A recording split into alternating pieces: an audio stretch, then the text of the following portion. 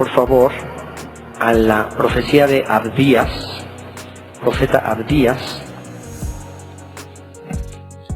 Abdías es una sola hojita en la Biblia, a veces es muy difícil encontrarla. Es una de las profecías más pequeñitas de toda la Biblia y por lo tanto de las más desconocidas.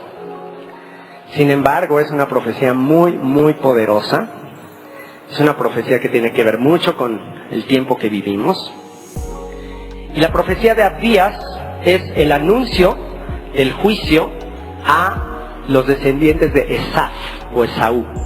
¿Recuerdan la historia de los hijos de Isaac? ¿Recuerdan la historia del momento en que la esposa de Isaac, Ribka o Rebeca, estaba embarazada y estaba teniendo problemas en su embarazo y oró y Dios le reveló que en su vientre había dos naciones y le dijo que el mayor serviría al menor, y ahí estaban en su vientre Jacob y Esaú, ¿ok?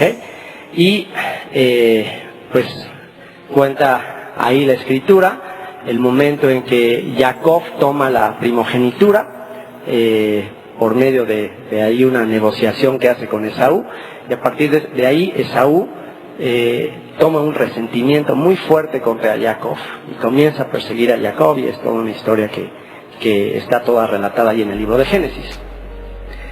De acuerdo a la historia, los descendientes de Esaú en tiempos de Babilonia se unieron a los babilonios en contra de Judá. Cuando los babilonios llevaron cautivos a los judíos, los descendientes de Esaú, que eran hermanos de Jacob, se unieron a los babilonios. Se unieron contra ellos y les despojaron a los descendientes de Jacob. Y es por eso que el profeta Abdías se levanta para juzgar la maldad de Esaú. Y le dice a Esaú: no debiste haber hecho eso. Era tu hermano. Y te levantaste contra ellos y te uniste a Babilonia en contra de tus hermanos. Y ahí el profeta Abdías pronuncia juicio contra los descendientes de Esaú. De acuerdo a los historiadores y de acuerdo a los rabinos, ¿ustedes saben quiénes son actualmente los descendientes de Esaú? ¿Con quién se mezclaron después los descendientes de Esaú? El rey Herodes era idumeo, era descendiente de Esaú. Actualmente, para el judaísmo, ¿quién es Esaú? Esaú son las naciones cristianas. Esaú es el cristianismo. Y es impresionante la escritura. Es impresionante la Biblia. Porque si ustedes ven la historia, ¿cuál fue la característica de Esaú? Esaú, ¿por qué desechó la primogenitura?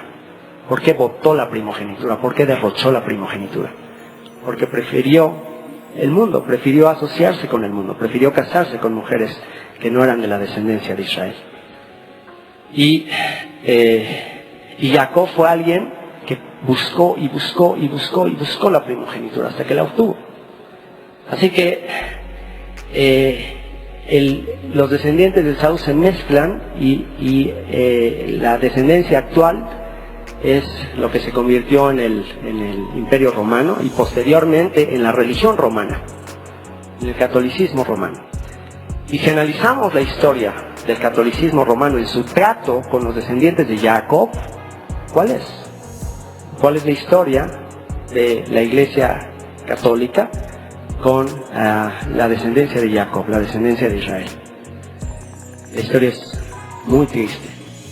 Desde el año 70 después de Cristo, el Imperio Romano comenzó a estar en guerra continua con el pueblo de Israel, desde el año 67 de hecho. En el año 70 destruyeron el templo en Jerusalén. Se llevaron cautivos una gran cantidad de judíos.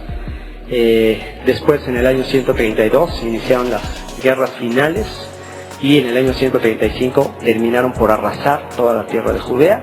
Y finalmente, en su odio, el Imperio Romano contra el pueblo judío, en su odio y en su deseo de borrar del mapa a la nación judía, decidieron cambiarle el nombre a la tierra de Israel y le pusieron por nombre Palestina, en honor a los antiguos enemigos de Israel, los filisteos. Le cambiaron el nombre a la ciudad de Jerusalén y le pusieron el nombre de Aelia Capitolina, pusieron ahí dioses falsos y comenzó el periodo de la diáspora en la que actualmente se encuentra el pueblo judío, a esa diáspora, a esa dispersión del pueblo judío actualmente causada por Roma, el judaísmo le llama la diáspora o el exilio de Esaú o el exilio de Roma. Así se le llama, porque fue causado por Roma. Por 2000 años el pueblo judío estuvo disperso entre las naciones. Vinieron las cruzadas, vinieron los tiempos de las inquisiciones. El pueblo judío andaba de lugar en lugar tratando de buscar un lugar donde vivir, pero siempre fueron perseguidos, sobre todo por una religión que surge en el IV siglo, el catolicismo romano, que desde su inicio trata de desligarse completamente de cualquier práctica que tenía que ver con el judaísmo, y comienza una enseñanza antisemita que se empieza a difundir y que enseña que el pueblo judío ha sido desechado por cuanto mataron a Dios, por cuanto fueron deicidas. Y a partir de ese momento empieza una persecución que dura siglos. Aún después con la Reforma Protestante, aún después en el siglo XVII, con reformadores como Martín Lutero, que surgen del catolicismo, como Calvino, como Erasmo de Rotterdam, como muchos otros reformadores, aún ellos que están desligándose del papado y del Vaticano, aún ellos continúan con muchos de sus dogmas y sus doctrinas antisemitas. Mucho de lo que promovió el Holocausto de Adolfo Hitler fue literatura que había sido escrita nada menos que por Martín Lutero. Y todo ese antisemitismo de siglos y de siglos y de siglos ha llegado hasta nuestros días. En personas que se atreven incluso a decir que el Holocausto nunca existió.